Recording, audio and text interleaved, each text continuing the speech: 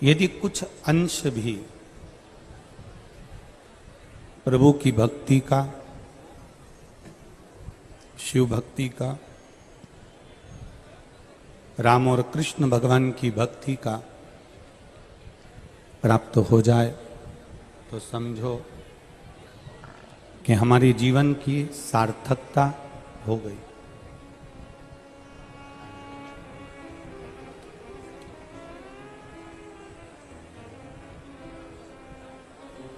मेरा देवाधिदेव महादेव, जिनको पशुपति नाथ भी कहा जाता है, केदारनाथ भी कहा जाता है, जिनको विश्वनाथ भी कहा जाता है,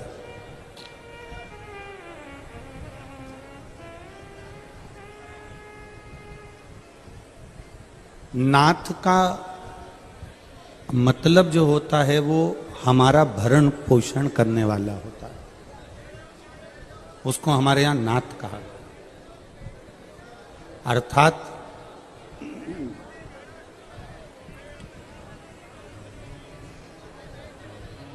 संपूर्ण विश्व का जो भरण पोषण करने वाला हो, संपूर्ण विश्व का जो ध्यान रखने वाला हो, वो हमारा विश्वनाथ है। और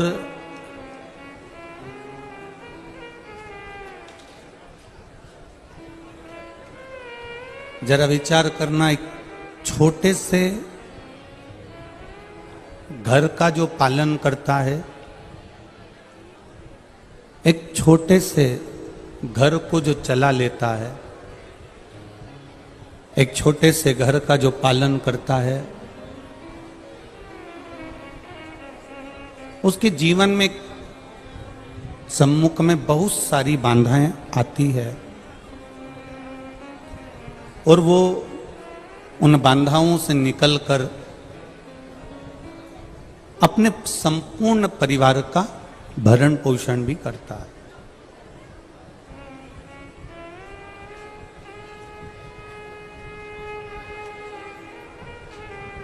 और कभी कभी उस भरण पोषण में उसको अपने मार्ग से भी हटना पड़ता है।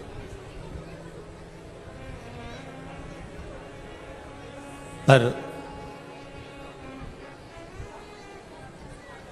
यदि उसका निश्चय पक्का है और वो घर चलाते चलाते, परिवार चलाते चलाते भी ये विचार रखे कि घर मेरा नहीं है, परिवार मेरा नहीं है, ये कुटुंब मेरा नहीं है, ये सब उसी का है जिसने मुझे मृत्यु लोक में भेजा। फिर परिवार जब हम विचार कर लेते हैं कि ये घर मेरा नहीं है, परिवार मेरा नहीं है, कुटुंब मेरा नहीं है, ये जितना भी फैला रहा है ये सब उसी का।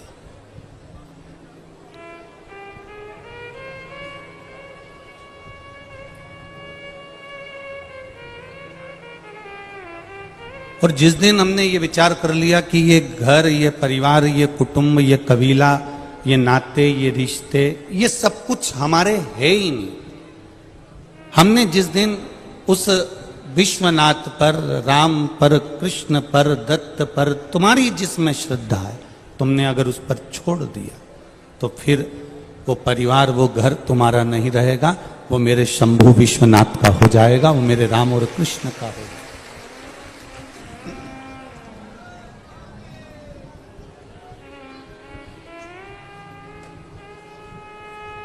हमें केवल इतना भान करना है कि होती है, एक कुत्ता को देखा आप लोगों ने, श्वान को, कुत्ते को, तो कुत्ता जो होता है ना, इसको कहीं पर भी रोटी देंगे वो खाएगा। बोलो खाएगा कि नहीं खाएगा? कुत्ता जो होता है उसको कहीं पर भी रोटी दो वो खाता है। पर कुत्ता अगर कहीं से रोटी को चुपचाप से उठा कर लाता है, कुत्ता उस रोटी को कहीं से चुरा कर लाता है, वो कुत्ता उस रोटी को कहीं से झटप कर लाता है, और झपट कर जब वो रोटी को लाता है तो वहीं पर खाता है क्या? बोलो, जम के बोलो जरा। नहीं खाता। कहाँ जाएगा? दूसरी गली में, दूसरे मोहल्ले में, दूसरे स्थान पर, वहां जाता है और फिर उस रोटी को खाता है। कुत्ता को जहां रोटी दी, अगर आपने जहां रोटी दी, कुत्ता वहां खाएगा। पर कुत्ता जब चोरी कर कर रोटी लाता है, झपट कर रोटी लाता है, कहीं से उठा कर रोटी लाता है, मुंह में दबाकर रोटी लाता है, तो वो वहां नहीं खाता। वो दूसरी जगह जाएगा, दूसरी गली जाएगा, दूसरा मोहल्ला जाएगा, दूसरा क्षेत्र जाएगा और वहां बैठकर वो कुत्ता रोटी को खाता है। अर्थात जब किसी ने दी तो वहीं सीना तान कर खाई, पर जब चोरी कर कर लाया, झपट कर लाया, तो दूसरी जगह जाकर खाना पड़ा। ये हमारा शास्त्र कहता है, हम जब तक ईमानदारी से जीते हैं, अपने वैभव के साथ जीते हैं, अपनी सत्यता के साथ जीते हैं, तुम कहीं पर भी बैठकर भोजन कर सकते हो, कहीं पर भी ज्ञान दे सकते हो। पर जिस दिन तुमने गलत भाव से करा, उस दिन फिर तुम्हें भी दूसरी जगह भोगने पड़ना जा सकता है। उस दिन तुम्हें भी दूसरी जगह भोगने जा सकता है। ये हमारे कर्म की गति है। इसीलिए बार बार कहा, मत बुरे कर्म कर बंदे, वरना पछताएगा। भगवान की आंखों से तू बच नहीं पाएगा, तू बच नहीं पाएगा। अरे ओ अज्ञानी, मत कर नादानी। अरे ओ अज्ञानी, मत कर नादानी।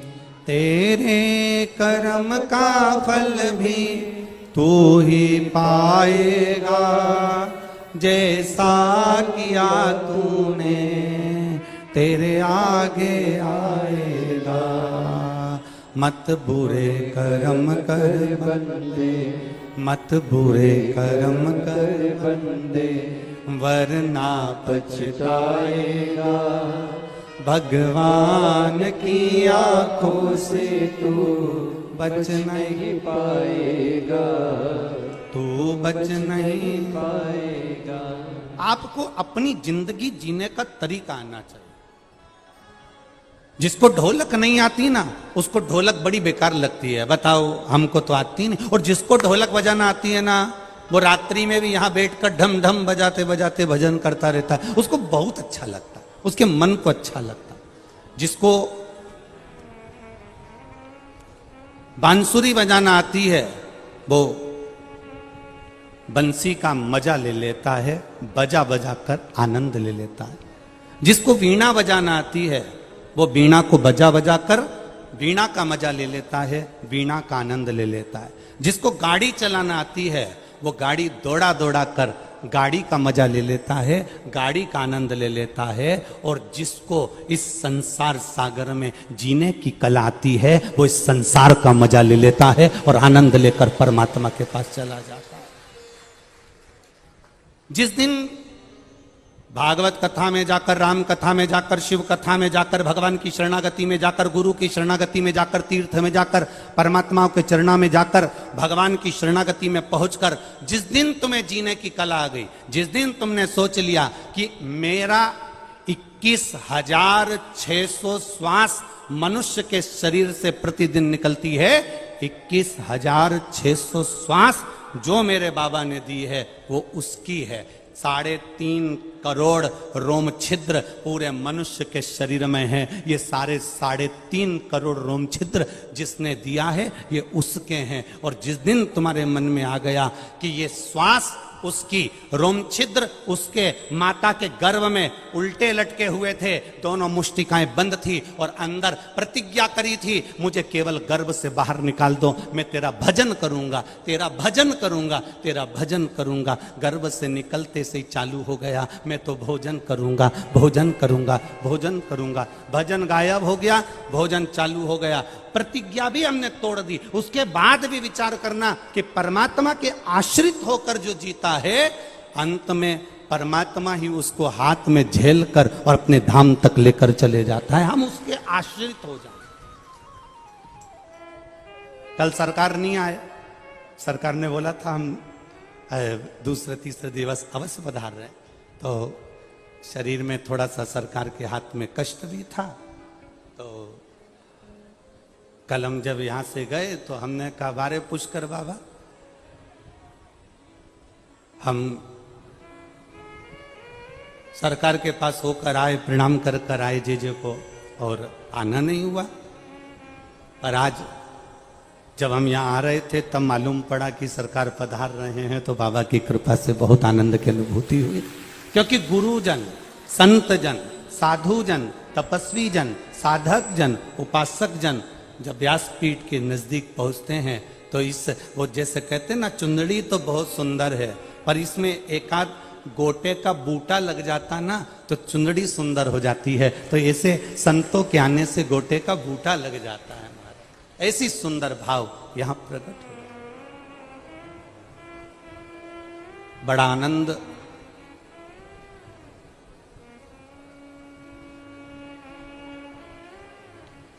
पूज्य गुरुदेव के यहां आने से पुष्कर राज की भूमि पर तो सरकार पधारते ही रहते हैं, पर शिव महापुराण की यह कथा में पहली बार पूज्य गुरुदेव का आगमन हुआ, उसके लिए बहुत बहुत साधुवाद, बहुत बहुत धन्यवाद। शिव तत्व आप अपने जीवन की सार्थकता को बनाइए, और जिस दिन आप इस जीवन को जीना प्रारंभ कर दें,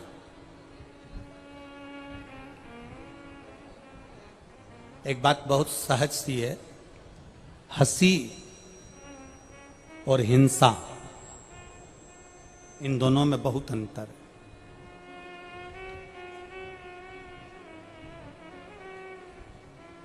सनातन धर्म का जो एक मानव होता है, सनातन धर्म का एक जो व्यक्ति होता है, वो हंसी में जीना चाहता है, पर हिंसा में जीना उसको पसंद नहीं आता है।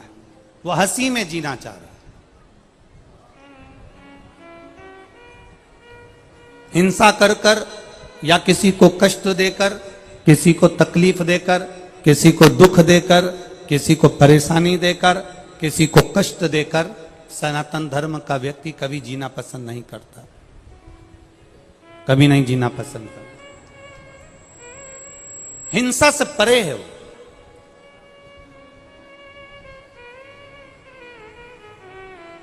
मेरे देवादिदेव महादेव, देखो अन्य देवताओं का क्रम उठाकर देखिएगा, उन्होंने असुरों का संहार किया।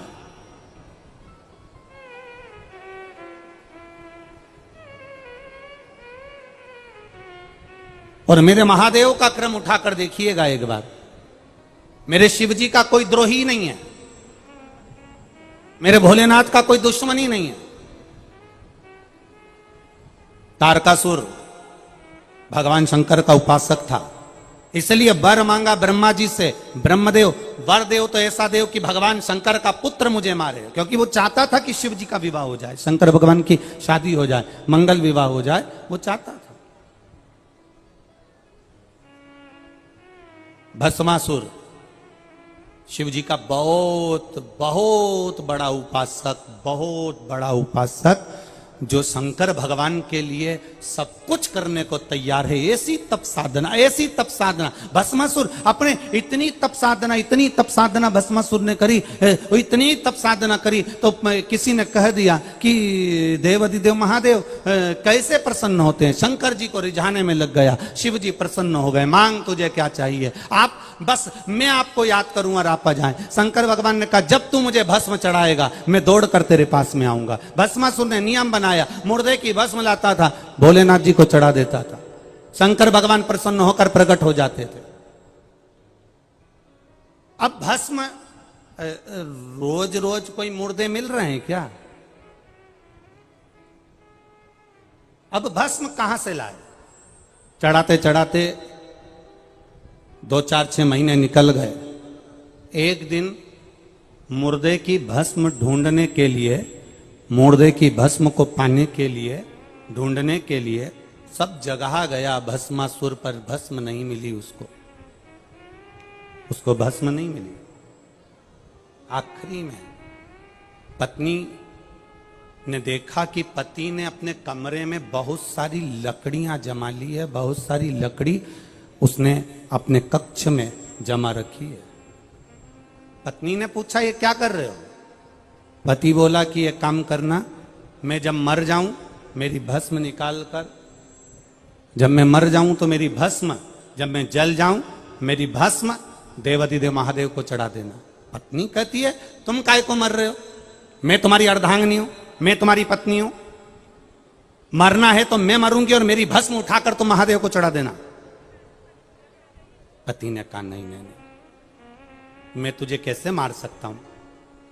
पत्नी कह रही है तुम्हें मारने की जरूरत नहीं है, मैं खुद अपने प्राणों को त्याग देती हूं, मैं स्वयं अपने प्राणों को त्यागूंगी। मुझे मारने, मैं कोई मर नहीं रही हूं, मैं अपने प्राणों को भगवान को समर्पित कर रही हूं। और पत्नी ने चारों तरफ लकड़ी लगाई और बस जलने के लिए तैयार हो रही थी। इतने में पत्नी ने अपने पति से कहा अपन दोनों को मरने से कोई मतलब नहीं है, अपन तो ना तुम मरो ना हम मरे। एक काम कर दो, शंकर भगवान की इतनी आराधना करो कि शिवजी प्रकट हो जाएं, और प्रकट हो जाएं अब की बार जब महादेव आ जाएं तो उनसे कह देना साहब हम कहां से इतनी सारी मुर्दे की भस्म लेके आए, कब तक मुर्दा ढूंढेंगे, हमारी खुद की कंपनी तैयार करवा दो। ऐसा करो कि हमारी भस्म की फैक्ट्री डलवा दो। अब भोलेनाथ जी से ऐसा मांगना अच्छी बात है? हाँ हाँ मांग लो। बस तो पति ने पूछा भस्म की फैक्ट्री कैसी? पत्नी ने कहा शंकर भगवान से वर मांगना, जिसके ऊपर तुम हाथ रखो वो भस्म हो जाए, अपनी खुद की कंपनी तैयार हो जाएगी, जब चाहो जब भस्म तैयार, और ले जाकर महादेव को चढ़ा देना। अब इससे जोरदार बात क्या हो सकती है? शिव जी प्रसन्न हो गए, प्रकट हो गए, मांग तुझे क्या चाहिए? बस बाबा भस्म ढूंढने के लिए बहुत दूर दूर जाता हूं, भस्म मुझे मिलती नहीं है, अब मैं करूं तो करूं क्या? आपको प्रसन्न करने के लिए भस्म चाहिए तो मेरी खुद की कंपनी चालू हो, मेरी खुद की फैक्ट्री चालू हो। कैसी फैक्ट्री? मैं जिस पर हाथ रखूं वो भस्म हो जाए, बस ये वर दे दो। अब भोले तो भोले, उन्हें क्या मालूम था कि इसकी कंपनी का माल मुझसे तैयार करेगा? उनको क्या मालूम था? उन्होंने कहा तथास्तु। पति गया घर, धर्मपत्नी से कहा बधाई हो। पत्नी ने पूछा क्या? अपनी खुद की कंपनी चालू हो गई, जिस पे हाथ रखूंगा वो भस्म। आज मेरा मन कर रहा है मैं तेरे गले लग जाऊं। पत्नी भागी, पत्नी भाग। अब पत्नी ने सोचा कि ये अपन ने तो शुरुआत करी, नरियल अपन नहीं फोड़ा, अपन नहीं कहा, और अपन ही भस्म। इतने में पत्नी दूर खड़ी होकर बोली मेरे पिताजी की मुझे याद आ रही है, मैं 4 दिन के लिए मायके जा रही हूं, परंतु मैं मायके जाते जाते एक बात कहना चाहती हूं। क्या? मैंने सुना है महादेव हैं वो महादेव, लोग कहते हैं नशे में भी रहते हैं, हो सकता है उन्होंने जो दिया। अब ऐसे तो बहुत सारे लोग आते हैं और आकर के जाते हैं, ये पुल बना दो, वो पुल बना दो, वो पुल बना देंगे, वो नाली बना देंगे, वो रोड बना देंगे, ये कर देंगे, वो कर देंगे। अब बन जाए तब कहना तो सरल है, बोलना तो सरल है। उनका नाम है महादेव, वो कह जरूर दिए हैं, पर मुझे नहीं लगता कि वो उनका आशीर्वाद तुम्हें फले। अच्छा ऐसा भी होता है? हाँ, तो फिर मैं क्या करूं? जिन्होंने आशीर्वाद दिया है ना, अब भी जाओ और उनके ऊपर हाथ रख के देख लो, मालूम पड़ जाएगा। अब भी जाओ। अब भोलेनाथ जी कैलाश पर पहुंच गया भस्मासुर। भस्मासुर ने जाते से कहा हर हर महादेव।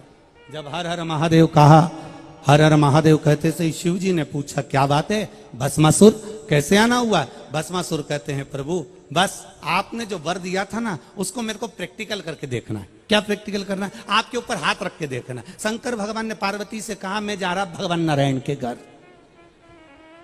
तू ऐसा कर थोड़े दिन मायके घूम कर आ जा। लक्ष्मी जी बोली मेरी मां ख्याति देवी तो खुद यहां आई हुई है अपने बेटी से मिलने के लिए। लक्ष्मी जी की मां ख्याति देवी आई हुई थी मिलने के लिए, तो कि मेरी मां तो यहीं बैठी है। अब मैं मायके जाकर क्या करूंगी, मैं कहीं जाकर क्या करूंगी, मैं कहीं पहुंच कर क्या करूंगी? अब भोलेनाथ पार्वती जी वो से भगवान तुरंत बोले अरे पार्वती तुम मायके चले जाओ। पार्वती जी गई लक्ष्मी जी के घर, इधर भोलेनाथ जी चल दिए सीधे आगे नारायण के घर, और दोनों पार्वती और नारायण शिव दोनों नारायण के घर पर जाकर जब मिले, इधर दोनों ने एक साथ पुकार कर कर कहा कि प्रभु कुछ कृपा कीजिए, भस्मासुर आ रहा है। भगवान ने पूछा भस्मासुर कौन? तो कि मैंने उसको वर दे दिया है, जिसके ऊपर हाथ रखेगा वो भस्म हो जाएगा। शंकर भगवान के शब्द सुनते से ही नारायण ने स्त्री का रूप धारण कर लिया, और स्त्री का रूप धारण कर कर नारायण तुरंत भस्मासुर के सामने आ गए और कहा मैं तुमको बहुत चाहता हूं और दिल से चाहता हूं। अब भगवान तो भगवान है, अपने भक्तों को नहीं चाहेंगे तो किसको चाहेंगे? मैं चाहता हूं कि तुम मेरे हो जाओ और मैं तुम्हारा हो जाऊं। भस्मासुर ने नारायण का इतना सुंदर स्वरूप देखा, देखते सी कह दिया हम भी आपको चाहते हैं, आप हमसे विवाह कर लो। भगवान ने कहा बिल्कुल पक्का है, पर मेरी एक जिद है, मेरा एक संकल्प है। क्या संकल्प, क्या जिद? बस जिद इतनी सी है, संकल्प इतना सा है, मुझे नाचने का बड़ा शौक है, मेरे जैसा जो नाच लेगा वो मेरा पति बन जाएगा। आप मेरे जैसे नाच सकते हो? भस्मासुर ने कहा क्या दिक्कत है? भगवान नारायण ने दोनों हाथ करे ऐसे, भस्मासुर ने दोनों हाथ करे ऐसे, भगवान नारायण ने दोनों हाथ करे ऐसे, भस्मासुर ने दोनों हाथ करे ऐसे। भगवान नारायण ने एक हाथ रखा अपने सिर पर, भस्मासुर ने अपना हाथ रखा सिर पर, और भस्म हो गया, समाप्त।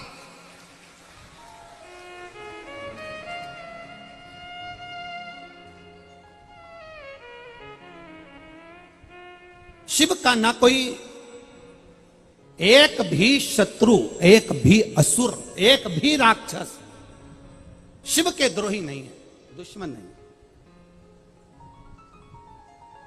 जब नारायण ने भस्मासुर को भस्म कर दिया, भस्मासुर का अंत कर दिया, तब शिवजी ने नारायण का दर्शन करते हुए कहा प्रभु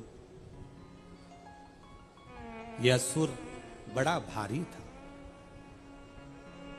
बड़ा भारी असुर, जिसका अंत करना बहुत कठिन था।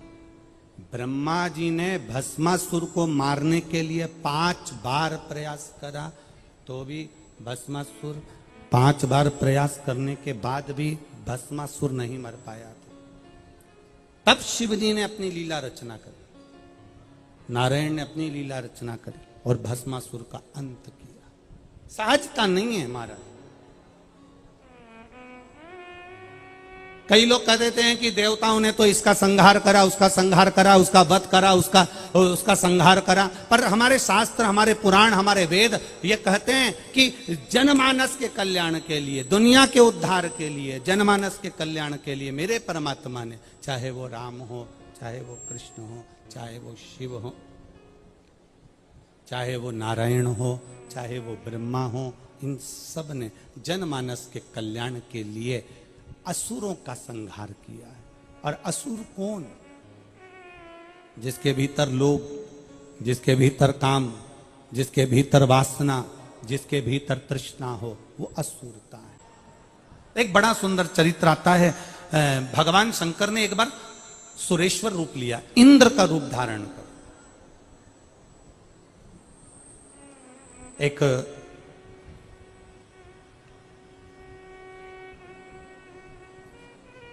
व्याघ्रयात का पुत्र जिसका नाम था उपमन्यु, जिसके घर में कोई भोजन का सुख नहीं था, जिसके घर में बहुत सारी प्रसन्नता या बहुत सारा आनंद या बहुत सारा सुख उसके घर में नहीं था।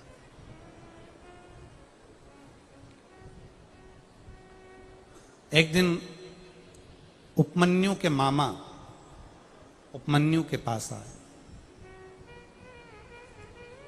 और उपमन्यु के मामा जी ने उपमन्यु से आकर कहा कि अपनी बहन से कहा कि एक काम करो, अब तुम्हारे घर में अगर भोजन का भाव नहीं है और बहुत तकलीफ में जिंदगी चल रही, बड़े दुख में जीवन चल रहा है, बड़ी तकलीफ में जिंदगी चल रही है, तो तुम एक काम करो, हमारे साथ में आप हमारे घर चलो।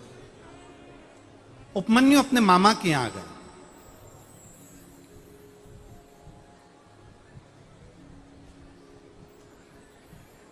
अब शिव महापुराण की कथा कहती है स्वयं खा लेना सुकृति है, छुड़ाकर खा लेना विकृति है, और बांट कर खाना ये मेरे भारत देश की संस्कृति है। अगर भगवान ने शरीर दिया है, मौका दिया है, और ये शरीर भगवान ने दिया, ये मौका दिया, और ये जीवन में कुछ अच्छा हमें परमात्मा ने दिया है, तो हम अच्छा दुनिया को देने का प्रयास करें। पर हमारी आदत थोड़ी सी अलग है। हमारी आदत क्या अलग है कि जो अच्छा होता है हम उसको अपने पास रखने का प्रयास करते हैं, और जो बुरा होता है वो दूसरे को देने का प्रयास करते हैं। जैसे सहज भाषा में ले लो, बहुत अच्छी साड़ी अगर तुम्हें कहीं से मिली है तो तुम तुरंत उसमें फाल पी को लगा के तैयार कर लोगे, उसकी चोली वोली सिलवा के तैयार कर लोगे। साड़ी अगर थोड़ी सी भी 1 नंबर से 2 नंबर पर है तो तुम उसको अपनी बेटी को दे दोगे, और अगर वो 2 नंबर पर भी नहीं आ रही है, साड़ी थोड़ी भी गड़बड़ है, तो तुम अपनी बहू को दे दोगे। और अगर और भी ज्यादा गड़बड़ है, ना बहू के काम की, ना फिर वो बेटी के काम की, और ना फिर वो तुम्हारे काम की, तो तुम उसको पैकिंग कर कर भागवत जी पे चढ़ा दोगे।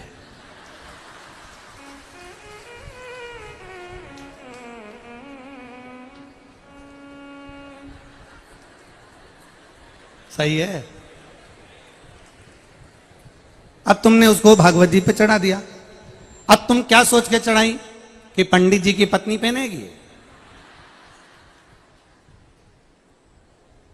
वो भी पंडित जी की पत्नी, तो तुम अंदाजे में रहे हो। महाराज, शिव महापुराण ये कभी नहीं कही कि आप भागवत जी को एक साड़ी चढ़ाओ, कि रामायण जी पर एक जोड़ कपड़े चढ़ाओ। थोड़ा आवाज खोल रहे बाबू, आवाज खोलो बाबू।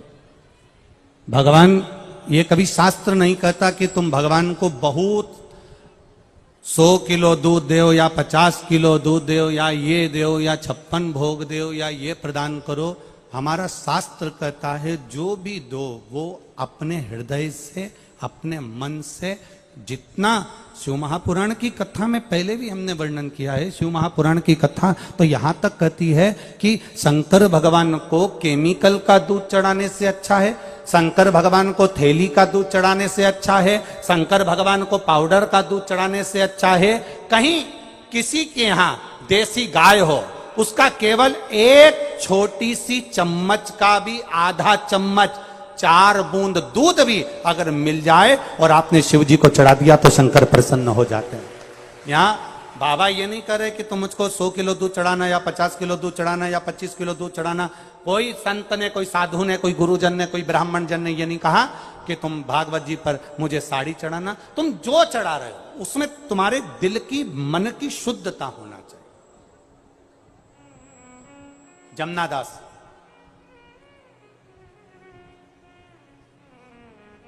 दो 252 वैष्णव की वार्ता में एक संवाद आता है जमनादास जी का। जमनादास जी ठाकुर जी का परम भगत, श्री जी बाबा के परम भगत जा रहे थे, और जमनादास जी जाते जाते उन्होंने एक कमल की फूल की टोकनी में बड़ा सुंदर एक कमल देख लिया, और उन्होंने कहा ए फूल वाले, ये फूल हमको दे दो। कितने का है? फूल वाले ने कहा ये 5 आने का है, 5 रुपए का। अपन अपनी भाषा में लो, 5 रुपए का। 5 रुपए का? हाँ, ये फूल हमको दे दो, सरकार ले लो। इतने में जमनादास जी फूल ले रहे थे, नगर का सेठ यवन राज निकल कर जा रहा था। यमन राज जब निकल कर जा रहे थे तो उन्होंने उस फूल को देखा, कितना सुंदर फूल है। जमनादास जी फूल ले रहे हैं ठाकुर जी के चरणों में चढ़ाने के लिए, जमनादास जी फूल ले रहे हैं श्री जी बाबा के चरणों का श्रृंगार करने के लिए। यमन राज ने फूल देखा और फूल लेने का विचार करा, कितना सुंदर फूल है, मैं जा रहा हूं वेश्या के घर, अगर वेश्या के जूड़े में ये फूल लगेगा तो वेश्या खुश हो जाएगी। यमन राज ने फूल वाले को रोका, तुम्हारे हाथ में जो फूल है तुम ये जमनादास को दे रहे हो, ये फूल कितने का है? अब फूल वाले ने सोचा कि सेठ जी आया है फूल लेने के लिए तो फूल की कीमत तो बढ़ेगी।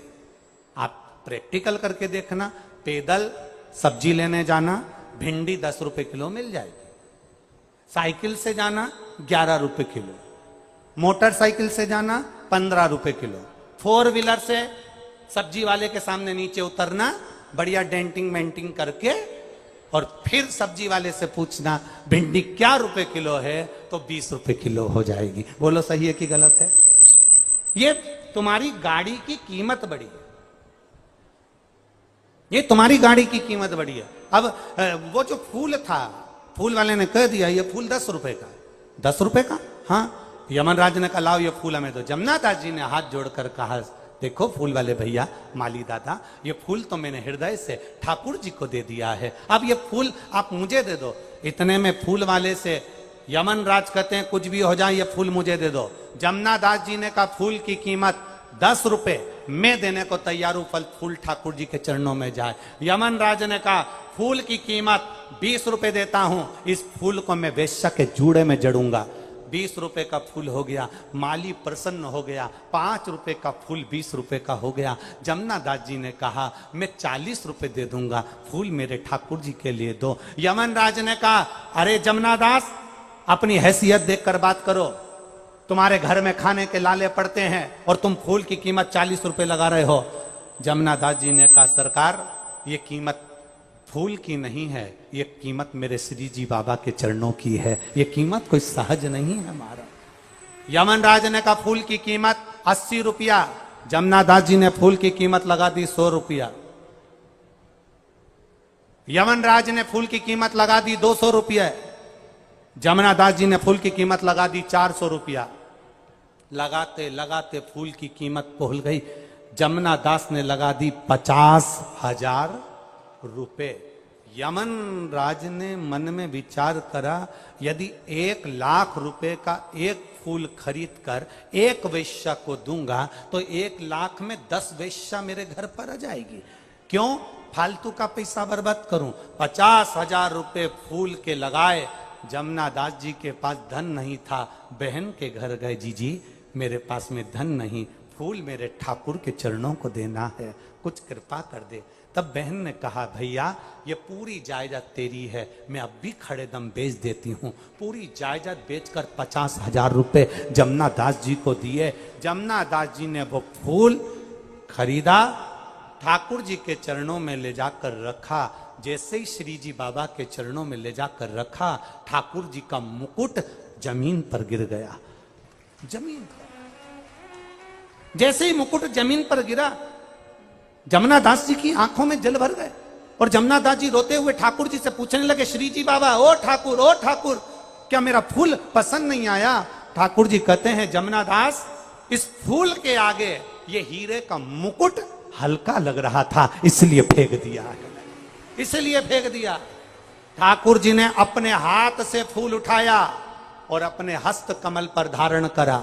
आज भी नाथद्वारा के श्री जी बाबा का जब दर्शन करोगे, पूरे शरीर पर तुम्हें कोई फूल नजर आए ना आए, ठाकुर जी का जो हस्त कमल ऊपर रहता है, आज भी जमुना दास का फूल उस हाथ पर रखा जाता है, जमुना दास जी के भाव से रखा जाता है। आज भी श्री जी बाबा के हस्त कमल पर एक फूल रखा जाता है, जो जमुना दास जी ने दिया था, वो फूल उस भाव से रखा जाता है। एक फूल, अब हम अंदाजा लगा लें जरा। करवा चौथ का त्योहार आया, करवा चौथ का दिन आया, पत्नी ने कहा पति से मेरे लिए गजरा लिया ना। पति गया गजरा लेने के लिए, कितने का है? 50 रुपए का। इससे अच्छा बता, ये 100 रुपए का। इससे अच्छा बता, ये 150 का। इससे अच्छा बता, ये 200 का है। अपनी पत्नी के लाया तो एक से बढ़कर एक लाया। और मां ने कह दिया बेटा, जन्माष्टमी का त्योहार है, ठाकुर जी के लिए माला लिया ना। हो आ रहा था, कितने की है? 60 रुपए की। इतनी महंगी है, कम करो जरा।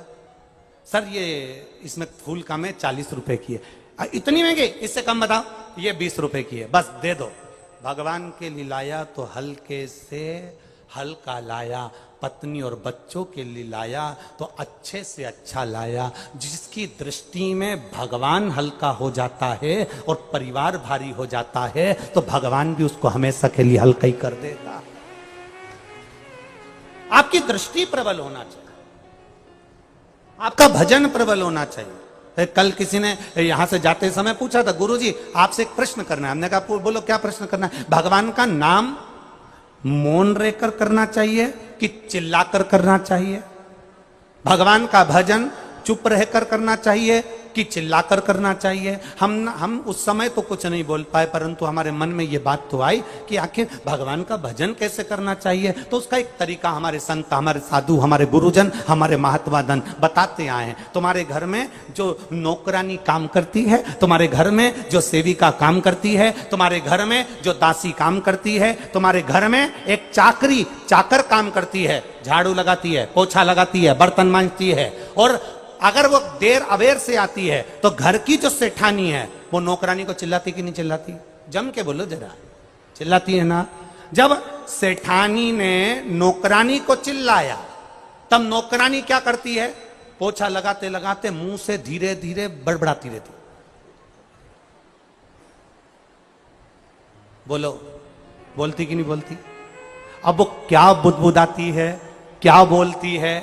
सेठानी मुंह देख रही है, इसकी बड़बड़ा रही है, ये कुछ ना कुछ बोल रही है। सेठानी पूछती भी है क्या बोल रही है, पर वो बोलती कुछ नहीं, बड़बड़ाती बड़बड़ाती, पोछा लगाती, बड़बड़ाती बड़बड़ाती, बर्तन मांजती, बुलबुलाती बड़बड़ाती, वो कपड़े धोती। बस शिव महापुराण की कथा कहती है भगवान का भजन भी उतना ही धीमा होना चाहिए जितना वो कर रही है, धीरे बोल रही है। सेठानी को सुनाई नहीं दे रहा पर उसके दिल को सुनाई दे रहा है। उस तरह हमारा भजन भी ऐसा होना चाहिए कि अंदर जो परमात्मा बैठा है उसको सुनाई दे, संसार को भले सुनाई ना दे पर मेरे परमात्मा को सुनाई देना चाहिए, मेरे भगवान को सुनाई दे। हम उस परमात्मा को सुनाने का प्रयास नहीं करते, हम अपने दूसरों को सुनाने का प्रयास करते, हम दूसरे को सुनाने का प्रयास करते, हम परमात्मा को नहीं सुना पा रहे। और जिस दिन हम देव अधिदेव महादेव को सुनाने का प्रयास करेंगे उस दिन सुख का अनुभव हो जाएगा। महाराज उपमन्यु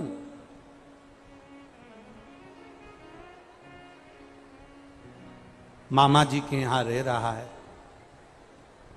मामा मामी सब आराम की जिंदगी जी रहे हैं। और एक दिन उपमन्यु ने अपने मामा से कह दिया, मामा जी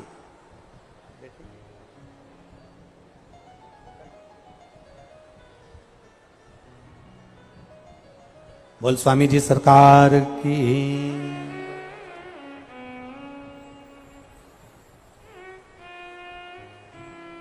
एक बार जोरदार ताली बजाकर सरकार के सुंदर भाव से यहां पधारे, आशीर्वाद दिया, उसके लिए बहुत बहुत साधुवाद था।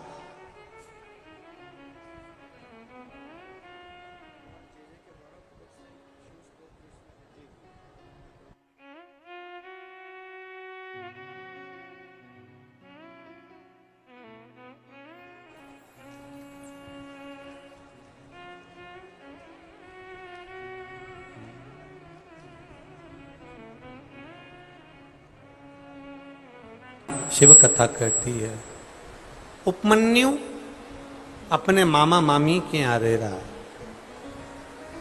पर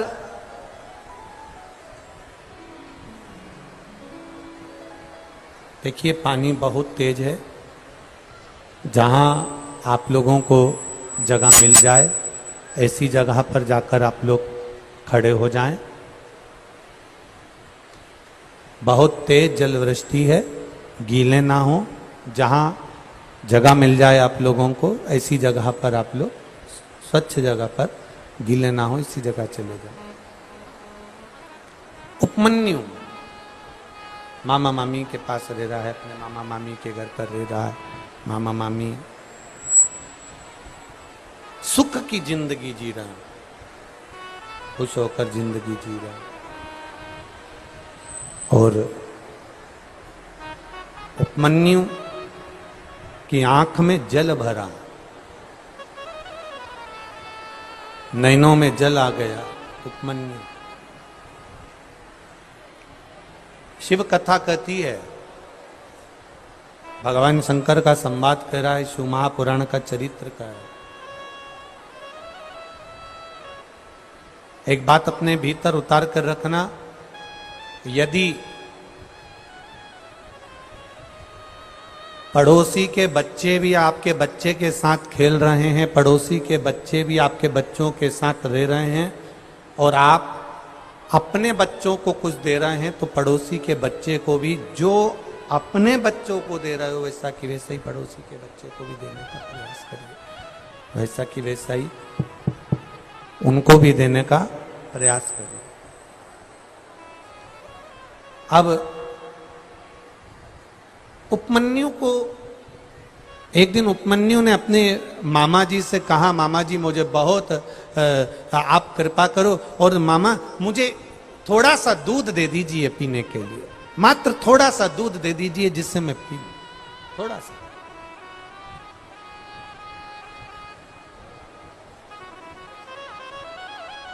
मामा थोड़ा सा दूध दे दीजिए। बार बार उपमन्यु दूध मांग रहा, बार बार मांग रहा। अब इतने में उपमन्यु की मां उपमन्यु को देखी कि ये दूध मांग रहा है पर इसको मामा मामी दूध नहीं दे पा रहे हैं, तो मां ने अपने बेटे से कहा कि देख, संसार के लोगों से अगर आस लगाकर बैठेगा ना, छोटा सा उपमन्यु, मात्र 5 वर्ष की उसकी आयु है, और 5 वर्ष के बालक को अगर शास्त्र कहता है हम हमारे घर के बच्चों को जैसा ज्ञान देते हैं वैसा ज्ञान वो बच्चा ग्रहण जरूर करता है। फिर निवेदन है, जिस गांव में पानी की कमी होती है वहां की फसल बिगड़ जाती है, और जिस घर में संस्कारों की कमी होती है वहां की नस्ल बिगड़ जाती है। शिव कथा कह रही है, शिव महापुराण का संवाद कर रहा है, शंकर भगवान की कथा कर रही है। उपमन्यु अपने मामा मामी से दूध मांग रहा है, अपने मामा मामी से दूध मांगने का प्रयास कर रहा है, और माँ उसको समझा रही है। माँ कह रही है कि तुम संसार के लोगों से अगर आस लगा कर रखोगे, संसार के लोगों से अगर आस लगाओगे, संसार के लोगों से आस जोड़कर चलोगे तो जिंदगी भर रोना पड़ सकता है।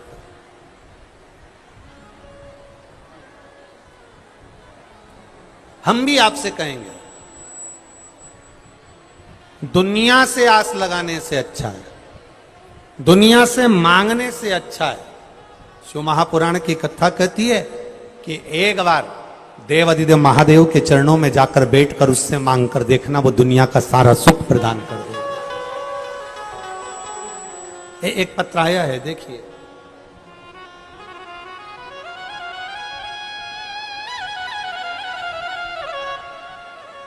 मुन्नी वैष्णव, पत्नी अशोक कुमार वैष्णव, गांव निम्बी, जोधावट की तट, जोधावट, लाडनू जिला, नागौर। मेरा मोबाइल नंबर ये है, कहीं बैठी हो तो हाथ हिला सकती हैं। आप ही हैं, ऐसा हाथ हिला दो एक बार। मैं मुन्नी वैष्णव, पत्नी, एक बार वापिस हाथ हिलाइए, पत्नी अशोक कुमार वैष्णव, गांव निम्बी, जोधावट, लाडनू जिला, नागौर। गुरुदेव, एक लोटे जल का मैं क्या वर्णन करूं। मेरा पुत्र हार्दिक 4 साल के वर्ष है। 2022 में सितंबर में अचानक तबीयत खराब हुई और उसका पेट फूल गया। डॉक्टरों को दिखाया, पूरी जांचें करवाई बच्चे की। जब पूरी जांचें कराई बच्चे की तो मेरे बच्चे के 4थे स्टेज का कैंसर बताया। 4 साल का मेरा बेटा गुरुदेव, और उससे 4थे स्टेज का कैंसर बता दिया। तब मेरी ननंद की सहेली जो सालासर आपकी कथा हुई शिव महापुराण में जाकर आई, उसने आपकी कथा के बारे में बताया व्यासपीठ की एक बेलपत्र उसके पास में थी, उसने हमको दी और हमने अपने बच्चे को शंभु शंभु हमने बच्चे को देना चालू करी। व्यासपीठ की बेलपत्र आप कहते हो ना गुरुजी, औषधि का रूप रहती है।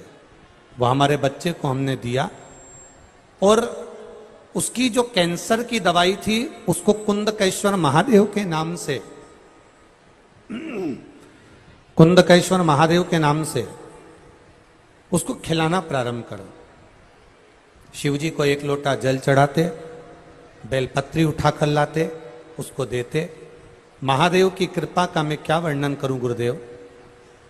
दिसंबर 2022 में जब हमने वापिस सितंबर की जो जांच थी, जो 4थे स्टेज का कैंसर था, दिसंबर 2022 में बच्चे की फिर जांच करवाई तो बाबा की कृपा से बच्चे का कैंसर नॉर्मल आया और रिपोर्ट पूरी नॉर्मल आई। बच्चा है के साथ में?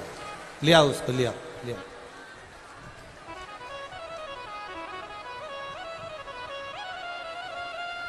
गुरुदेव, मेरा 4 साल का बच्चा जिसको 4th स्टेज का कैंसर, और डॉक्टरों ने जिसका जवाब दे दिया था कि दवाई भी असर नहीं करेगी, वहां मैं इस बच्चे को लेकर आई हूं जिसको मेरे महादेव ने ठीक करा है। 4 साल का बच्चा और 4थे स्टेज का कैंसर मेरे बाबा ने ठीक करा। ये शिव तत्व।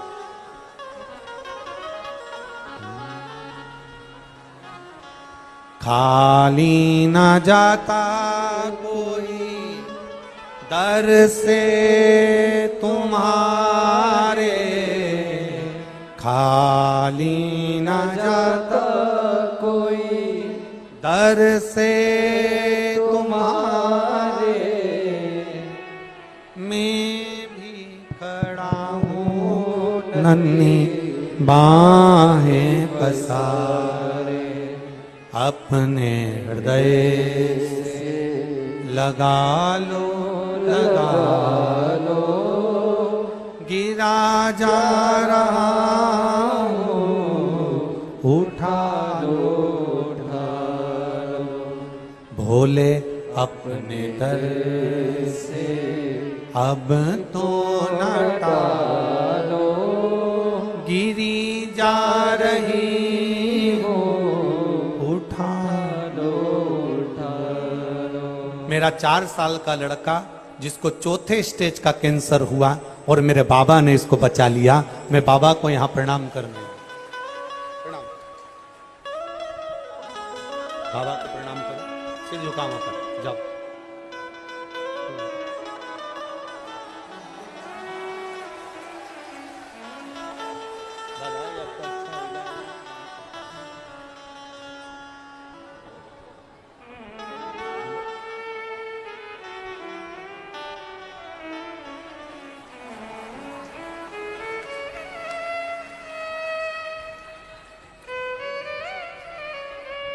अरे लुटा दिया भंडार काशी वाले ने, कर दिया माला माल काशी वाले ने, लुटा दिया लुटा दिया लुटा दिया लुटा दिया, वो लुटा दिया भंडार काशी वाले ने, कर दिया माला माल काशी वाले ने।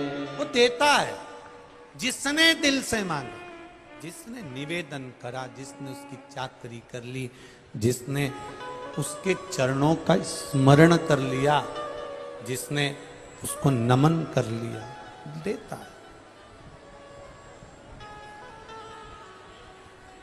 इन्होंने पत्र में लिखा कि डॉक्टर ने 4th स्टेज का कैंसर और वो भी कह दिया था कोई भरोसा नहीं है। गुरुजी, सारी रिपोर्ट बाबा ने बदल दी और बाबा की कृपा से बाबा ने ठीक कर दिया। ये शिव तत्व, योग घड़ी, शंभु, त्रिकालदर्शी, कैलाशी, अविनाशी, ये कृपा है। अब क्यों ना सुने बच्चे? हम आपसे भी निवेदन करेंगे, आपसे प्रार्थना करेंगे, हम आपसे निवेदन करेंगे, प्रार्थना करेंगे, घर का एक एक बच्चा, घर का एक एक व्यक्ति शंकर के मंदिर जाना प्रारंभ करे, शिव को प्रणाम करना प्रारंभ करे, शिव को दंडवत करना प्रारंभ करे।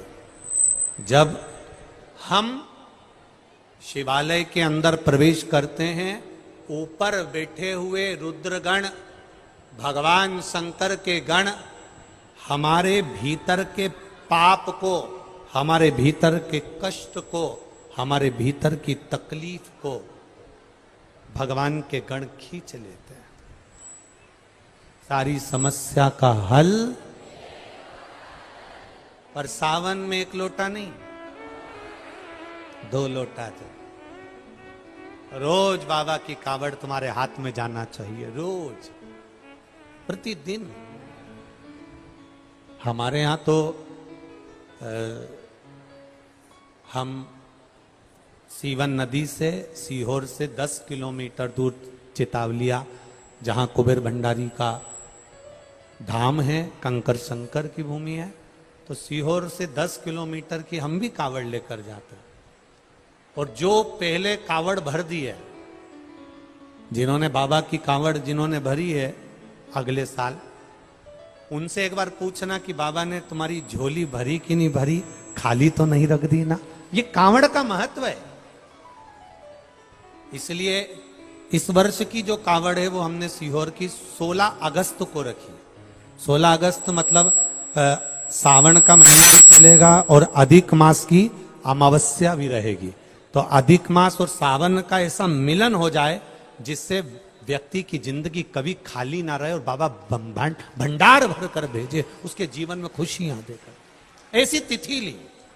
अब लोगों ने कहा गुरुजी आपने रविवार नहीं लिया, रविवार को लोग फ्री रहते हैं, ज्यादा लोग आ जाते हैं। हमने कहा रविवार नहीं देखते, बाबा के यहां यह देखा जाता है कि बाबा की आनंद की राशि कितना फल दे सकती। हम बाबा के पास जाएं तो ये हम दिन तिथि फल क्या देखें, हम तो ये देखें कि बाबा हमारी कब सुन ले।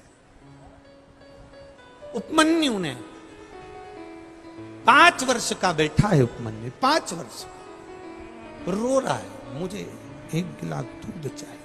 उपमन्यु रो रहा है, 1 गिलास मुझे दूध चाहिए, मुझे भूख लगी है। मां क्या मुझे दूध नहीं मिलेगा? रो रहा है। प्रेशर खोलो, प्रेशर। उपमन्यु रो रहा है, क्या मां मुझे 1 गिलास दूध नहीं मिलेगा? बस ठीक है, आप मुझे 1 गिलास दूध दे दो। मां समझा रही अपने बेटे को, मां समझा रही अपने पुत्र को, किसी दूसरे के आश्रित मत रहना, किसी दूसरे के भरोसे मत रहना। अगर आश्रित रहना, भरोसा रखना, तो मेरे बाबा का भरोसा रखना। आप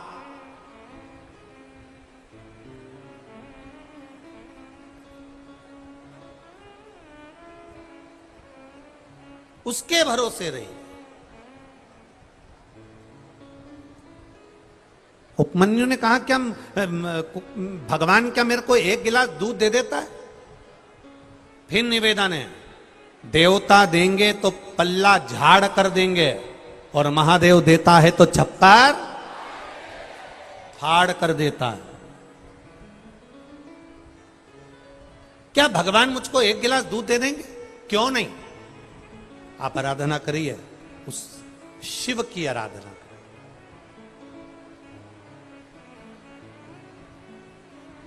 ये जो अभी कथा के बीच में माला पिनाने के लिए आए, ये फिरोजाबाद से आते हैं। हर कथा में फिरोजाबाद से 3 माला लेकर आते हैं। पहली बार जब कुबेरेश्वर धाम आए थे कथा में, तब हालत कुछ थे, तो बाबा से कह कर गया था, बाबा अगर तूने मेरी पुकार सुन ली और भंडार भर दिया, कोई कथा खाली नहीं जाएगी, हर कथा में तेरी माला फिरोजाबाद से जाएगी। ये शिव। और यहां कितने बैठे हैं? ना जाने कितने लोग बैठे हैं जिनके भीतर एक विश्वास, एक श्रद्धा, एक भरोसा, एक दृढ़ता शंकर के प्रति है, भाव जिनका जागृत है शिव के एक अड़भंग भाव के लिए, सेवा के प्रति।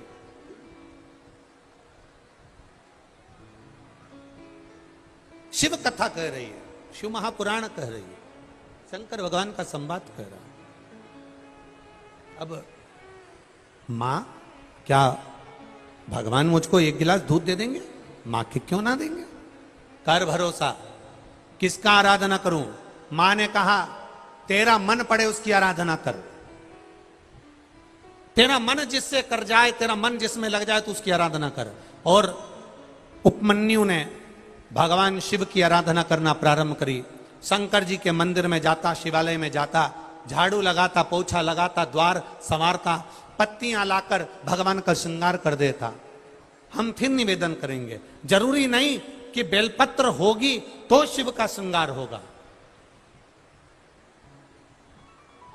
जरूरी नहीं कि धतूरा होगा तो शिव का श्रृंगार होगा, जरूरी नहीं कि शमी पत्र होगा तो शिव का श्रृंगार होगा। शिव महापुराण की कथा तो यहां तक कहती है, मंदिर जाते समय वहीं पर जो फूल पत्ती रखे हों शिव जी पे चढ़े हुए, उसी को बाबा का सुंदर श्रृंगार कर सकते हो। नहीं हो तो जाते जाते 5 वृक्ष की, कोई भी 5 वृक्ष की पत्तियों से भी बाबा का श्रृंगार करोगे तो बाबा स्वीकार कर लेता है। कोई भी वृक्ष की पत्ती।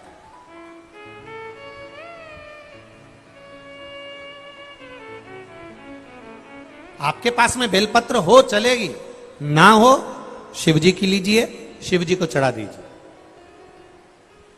समी पत्र हो चलेगी, ना है हाथ जोड़ लीजिए, बाबा को स्वीकार।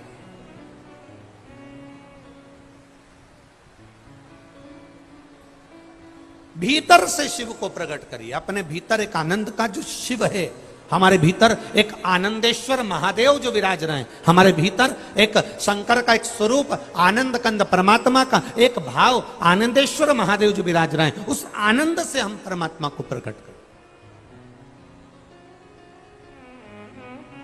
शिव कथा कर रही है, भगवान शंकर का संवाद कर रहा है, शिव महापुराण कर रही है। उपमन्यु ने भगवान शिव की आराधना करना प्रारंभ करी। 5 वर्ष की अवस्था थी उपमन्यु की और शंकर की आराधना में लग गया। ऐसी आराधना भोलेनाथ जी की करी कि भोलेनाथ खुद इंद्र का रूप लेकर उपमन्यु के पास आ गए। सुरेश्वर रूप, इंद्र का रूप लेकर।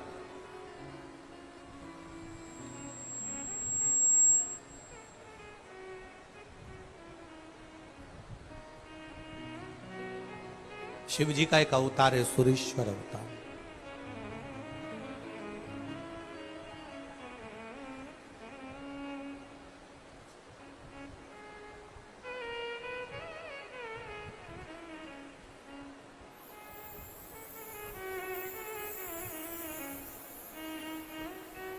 और जब शिव का एक अवतार सुरेश्वर अवतार जब रूप धारण करा, सुरेश्वर रूप जब शिव जी धारण करे, तब इंद्र का रूप धारण कर कर भगवान शंकर ने उपमन्यु से जाकर कहा, उपमन्यु से जाकर बोले, हे उपमन्यु, कहां देवादिदेव महादेव की भक्ति में लगा हुआ है, कहां शिव की उपासना में लगा हुआ है। शंकर भगवान तो खुद कैलाश पर निवास करते हैं, शिव जी तो खुद कैलाश पर रहते हैं, उनकी कहां भक्ति में तू लगा हुआ है?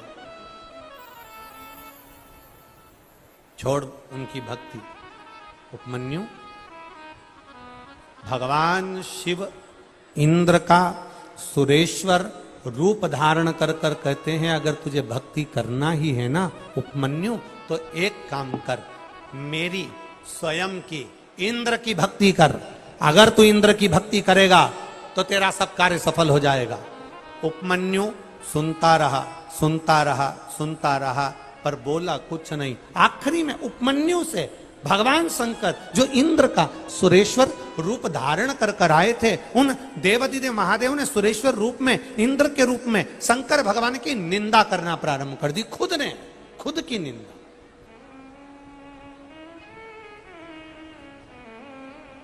स्वयं की निंदा।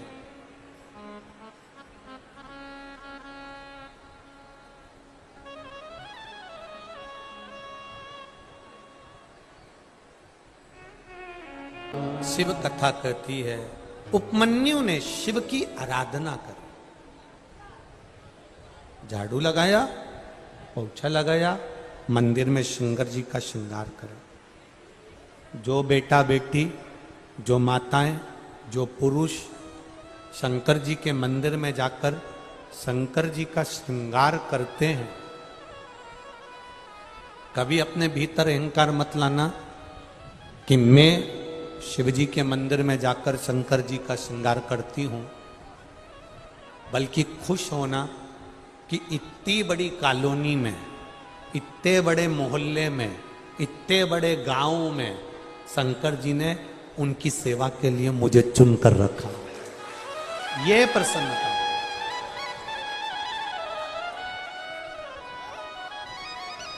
जब हमारे भीतर ये प्रसन्नता होती है कि भोलेनाथ जी ने हमको चुना उनकी सेवा के लिए, उनके श्रृंगार के लिए, उनकी पूजन के लिए, तो ये एक अंदर से आनंद की अनुभूति है।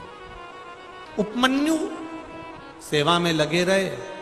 शंकर भगवान इंद्र का रूप लेकर, सुरेश्वर रूप लेकर आए। समझाया उपमन्यु को, मेरी पूजन करो, शंकर की पूजन बंद कर दो। शिव जी की पूजन को मना करा। जब शंकर भगवान की पूजन को मना करा और उसके बाद में शंकर जी की निंदा करना प्रारंभ करी, तब उपमन्यु को क्रोध आ गया। तब उपमन्यु को गुस्सा है। कई लोग ऐसे हैं, शंकर भगवान की अगर कोई निंदा करता है, शिव जी के लिए कोई शब्द कहता है, शंकर के कोई भक्त के लिए अगर कोई बोलता है, तो लोग उठकर कह देते हैं, तुमसे तो कुछ नहीं मांगा ना, तुमसे तो कहने नहीं आया ना, तो फिर क्यों निंदा कर रहे हो, क्यों बोल रहे हो। जाना है शंकर के मंदिर जाओ, लोटा भर के जल चढ़ाना हो तुम्हारी मर्जी, ना चढ़ाओ तुम्हारी मर्जी, शंकर का भजन करो तुम्हारी मर्जी, ओम नमः शिवाय बोलो तुम्हारी मर्जी।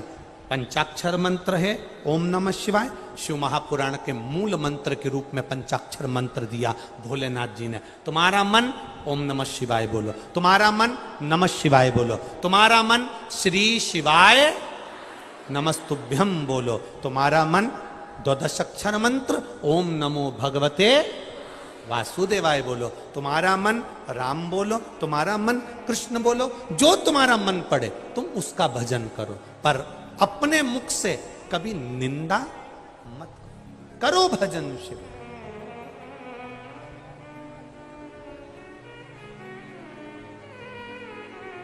एक बेटी पार्वती देवी, परमेश्वर लाल प्रजापत, गांव पड़िहारा, तहसील रतनगढ़, जिला चूरू, राजस्थान से आई हैं, जिनका मोबाइल नंबर ये लिखा है। कहीं बैठी हैं तो हाथ हिला सकती हैं, कहीं हो तो अपना, अच्छा ठीक है दिख गए, ऐसे हिला दो एक बार, हाँ ऐसे हिलाओ एक बार, वापिस हिलाइए, ठीक है ठीक है। चैनल वाले दिखा लिबास को, उनको एक बार वापिस हाथ हिलाइए। पार्वती देवी परमेश्वर लाल प्रजापत, गांव पड़िहारा, तहसील रतनगढ़, जिला चूरू, राजस्थान से हैं। गुरुजी आज तीसरे पत्र लिख रही हूं, हमारे पत्र का नंबर ही नहीं आता। मैं 2-3 सालों से शिव महापुराण की कथा सुन रही हूं। मेरी पुत्री 3 साल से सरकारी नौकरी की तैयारी कर रही थी, लेकिन सिलेक्शन नहीं हो रहा था। मैं रोज मंदिर जाती हूं और मेरी पुत्री के लिए भी विनती करती हूं। मैंने उसके लिए पशुपति व्रत भी करा।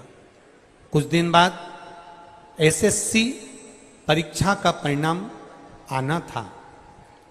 मेरी बेटी ने उसकी एग्जाम की तैयारी करी।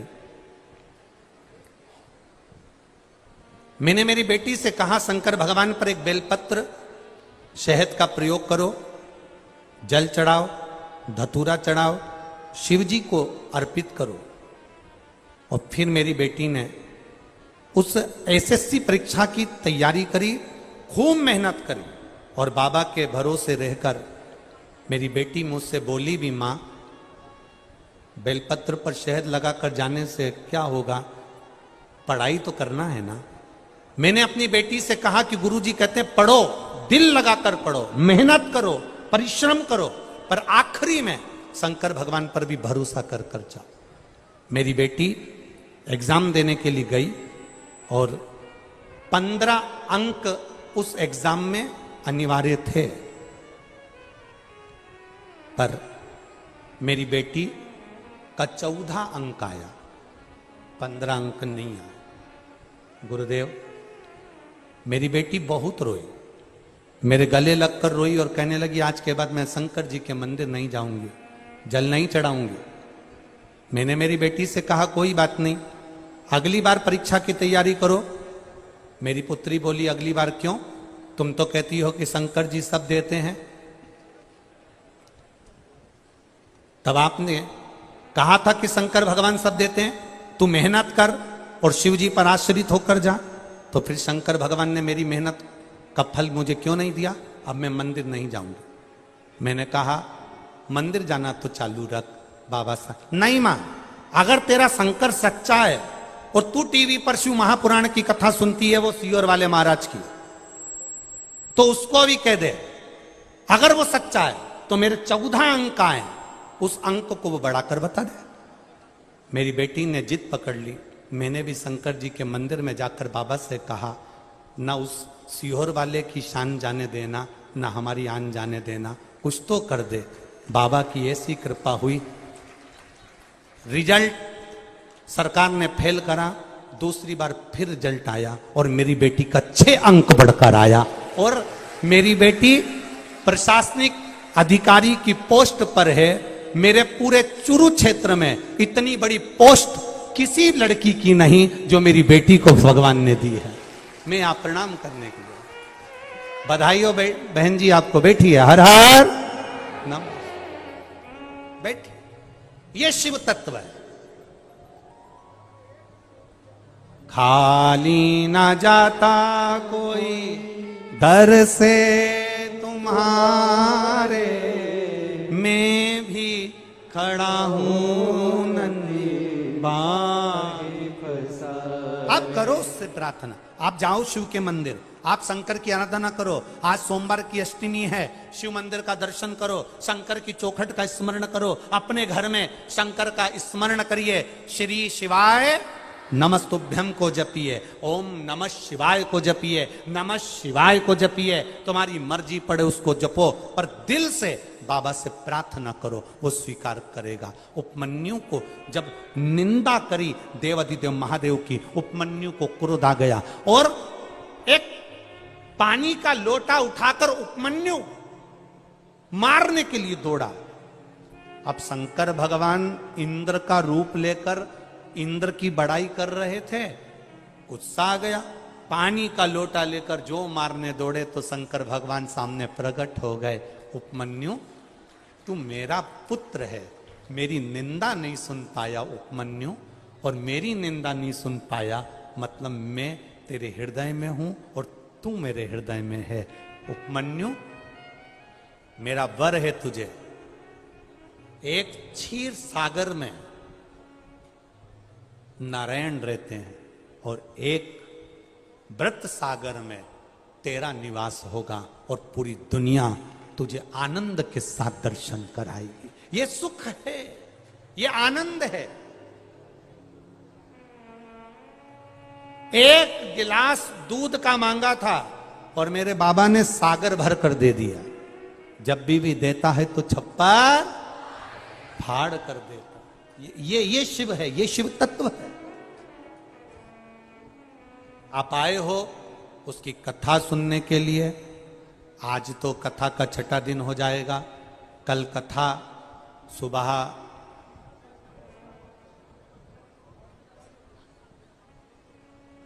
9 बजे से 12 बजे तक रहेगी और टीवी पर कथा का समय 1 बजे से 4 बजे तक रहेगा। सुबह इस पंडाल में जो कथा होगी वो 9 बजे से 12 बजे तक रहेगी। 12 बजे कथा विराम होने के बाद हम भी यहाँ से अलवर के लिए, राजस्थान अलवर के लिए निकल जाएंगे। वहाँ पर 12 तारीख 11 को यहाँ समापन है, 12 को वहाँ चालू है। 1 बजे से 4 बजे तक वो भी कथा चलेगी। उस कथा का नाम रखा है त्याग, शिव महापुराण की कथा। शंकर जी के मंदिर में जब पूजन करने जाओ, दर्शन करने जाओ, तो किन किन चीजों का त्याग होना चाहिए। बेलपत्री जब शंकर जी को चढ़ाते हैं तो कोई कहता है उसकी पत्ती खंडित हो गई तो त्याग देना चाहिए क्या? फूल अगर टूट गया तो उसको त्याग देना चाहिए क्या? आसन अगर बीच में से फट गया है तो उसको त्याग देना चाहिए क्या? माला के मन के अगर टूट कर गिर गए तो